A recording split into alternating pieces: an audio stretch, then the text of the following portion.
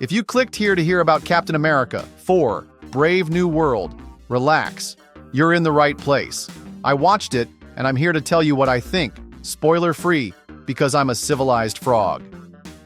So the big question is, do we finally have a Captain America worthy of the title? Or is this just another okay Marvel movie? Oh, my friends, buckle up. This is going to be interesting. And if it's your first time here, welcome.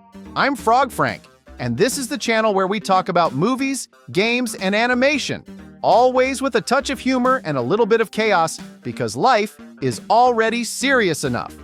Besides reviews and analysis, there's one thing I absolutely love doing: reading and responding to your comments. Seriously, this community is turning into a real family, and your opinions and insights always spark amazing discussions. Now, I know I might take a little while to reply to everyone, but don't worry, I read everything and make sure to respond whenever I can. So drop a comment, because this channel grows with you.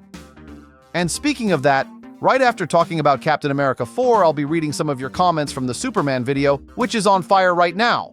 If you haven't seen it yet, go check it out, because there's a lot of great discussion happening over there. All right, now let's get to the review. First things first, let's place this movie in the Marvel Universe. Captain America 4. Brave New World is directed by Julius Onah, the same director behind the Cloverfield Paradox. The screenplay is by Malcolm Spellman, who previously worked on the Falcon and the Winter Soldier series. This movie is part of Phase 5 of the MCU and takes place after Secret Invasion, firmly establishing Sam Wilson as the new Captain America. It hit theaters this February 2025, bringing in a star-studded cast with Anthony Mackie, Harrison Ford, Danny Ramirez, and Giancarlo Esposito. Plus, it marks the big screen debut of Red Hulk, who was, let's be honest, completely spoiled in the trailers. Thanks a lot, Marvel. Now let's get to the real question. Is the movie good? So, is it good? Is it bad? I'd say it's fine. It does its job. It won't make you rage in disappointment, but it also won't have you leaving the theater shouting, "Marvel is back!" And I know what you're thinking, right, Frog? That's just a polite way of saying the movie is bad, right? No, my friends. A bad movie was Thor: Love and Thunder.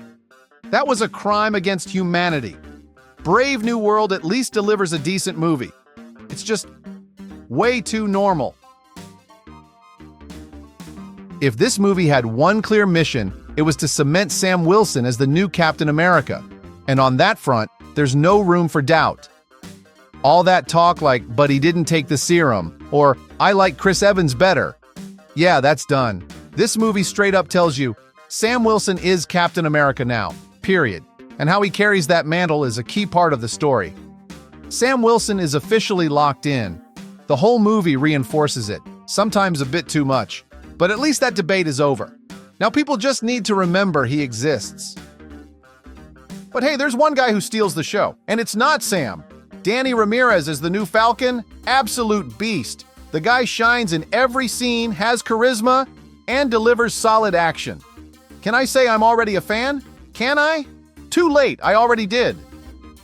And Giancarlo Esposito? Oh, my friends, he did what he always does. Be himself. I watched it thinking, yup, that's Giancarlo being Giancarlo. But hey, the guy kills it, so no complaints. And then we have Harrison Ford. Yup, Indiana Jones himself is now the President of the United States and also the Red Hulk. I'll admit, I liked his character, but man, Marvel showed everything in the trailers. What a mistake! The surprise died before the movie even hit theaters. And why'd they do that? Simple. Fear of failure. You can feel they were insecure about the movie's reception, so they threw all their cards into the marketing just to make sure people showed up to watch. But hey, Marvel, you need to take more risks. The audience can tell when a movie is just on autopilot. If you want the MCU to be massive again, trust the content, not the spoilers. Alright, let's be real. This movie has problems, and I mean a lot of them. There's way too much exposition. Like, every 5 minutes, someone stops the action to explain something from the past. If you've seen The Incredible Hulk from 2008, congratulations! You already know everything this movie is going to remind you of 47 times. And speaking of predictability, the movie starts off feeling like The Winter Soldier. Espionage, tension, but then it ditches all that and turns into just another generic Marvel action flick. I've seen this story before. And the ending? Well, the fight against Red Hulk is cool, but the conclusion? I'll let you see it for yourself. Let's just say, get ready for that classic Marvel standard ending. With this ending, the movie was like that student who was one wrong answer away from failing. Didn't ace the test, but scraped by with a passing grade. Now, why did I mention second thing again? Oh, yeah, because this movie has so much exposition, it actually taught me how to repeat things too. Thanks, Marvel. So, at the end of the day, is it worth the ticket? Well, if you're a fan of Sam Wilson and want to see him finally recognized as Captain America, then yes. If you enjoy fun action and a storyline that doesn't challenge you too much, it's also worth it. But if you were expecting something revolutionary, well, maybe you're better off waiting for the Doctor Doom movie. But in my case, my kid really wanted to go, and guess what happened? I walked out of the theater pretending I had a shield in my hand, and in the end, that's what really matters. Kids love it. Oh, Marvel. You guys really know how to play it safe, huh? And that's a wrap, my friends. Now tell me in the comments, did Captain America 4 deliver, or is it just another Marvel filler? I'm really curious to know. Don't forget to hit that like button, subscribe, and turn on notifications because there's a lot more coming your way. Now, if you'll excuse me, I need to go review Danny Ramirez's contract because this guy needs more movies. But first, let's see what you guys have been saying on the channel. I go to sleep, wake up, millions of comments. All right, let's check the first one. Foz Ryler, when is Wool joining us? Forget it. Hopefully next week. She really is missed, huh? About the Superman controversy. MacBits. Siegel was born and lived in the US, while Schuster was born in Canada but then moved to the US. Superman was created and first published in the US, so the creators worked under US copyright law, so any dispute over Superman would surely be governed by US law. Great observation, MacBits! Superman was created and first published in the US, so any legal dispute does fall under American copyright law. That's a fact. But Superman's copyright battle isn't that simple. Siegel and Schuster's heirs have tried multiple times to reclaim the rights, and the Copyright Act of 1976 opened a loophole that made these disputes possible. So should James Gunn be worried? We don't know yet, but you bet I'll be keeping an eye on this. All right, next comment. Let's see who's stirring things up. Go to comment, hysterical, laughing like a maniac. This movie looks like dog, a chocolate swirl with eyes. If it's canceled, we might get something better to watch instead. Big ol' thumbs up of approval. Whoa! I got a comment just kicked the door down. So you're saying James Gunn's new Superman already looks like a disaster before it's even out? You know, not the worst idea. If they canceled this movie, they could announce something wildly different. Something bold. Like, I don't know, a live-action One Punch Man directed by Quentin Tarantino. Just picture it. Saitama punching in slow motion, blood flying everywhere, an insane soundtrack, and a 15-minute monologue about the philosophy of being bald. Now that's a movie I'd pay to see. But back to reality. I don't think this movie is getting canceled. At the end of the day, money talks, and if this dispute gets messy, they'll probably just throw a ton of cash at it to make the problem go away and keep things moving. After all, Hollywood doesn't throw money away. They just reroute the budget. So, a go to comment, what do you think? Is this movie already doomed, or do you still have hope? Will the next comment be more optimistic, or just another person calling for cancellations? Let's find out. Tear Down Genesis, what do you got for us? Tear Down Genesis. 0 chance. That's it? Well, straight to the point. I respect that. But 0 chance of what? The movie getting canceled? The lawsuit messing things up? The movie actually being good? Oh, you mean 0 chance this lawsuit actually goes anywhere? Yeah, I kinda agree. At the end of the day, money talks, not legal battles. This whole thing is probably going to end with a fat paycheck, and then everyone moves on like nothing happened. All right, next comment. Hey, Paul Pasadena. Let's see what you got. Hey, Paul Pasadena. Just add a CGI mustache on Soup's face and call him Super Dude and change Clark Kent's name to John Lark.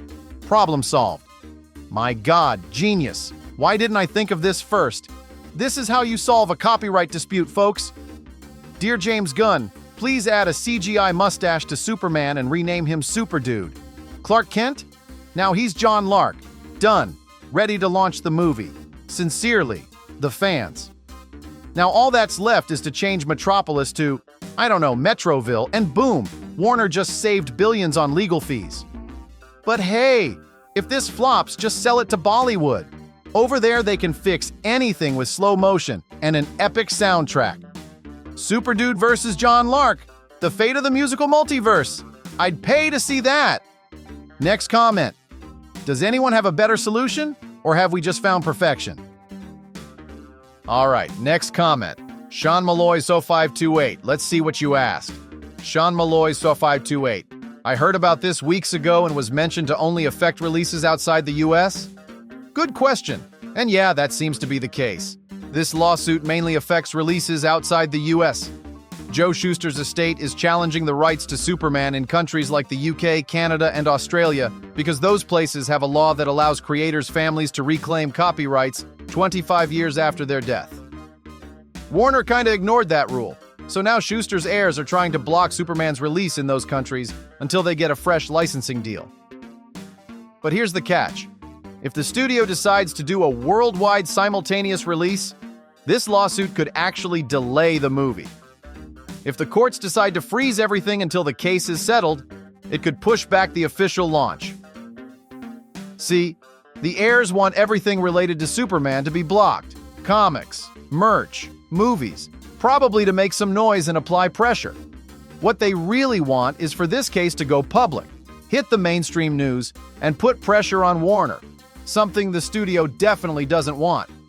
So don't worry, James Gunn's Superman is still locked in for US theaters. But if Warner insists on a global release, well, things could get complicated real fast. Next comment. Who else has some tricky questions today? All right, last comment of the day. David Beelan 7199. Let's see what you got. David Beelan 7199. Wow, the only thing worse is Will Smith as Superman. Yup, look it up. He wanted in. Will Smith wanted to be Superman? Hold up, is this real? I blinked and almost missed this alternate timeline.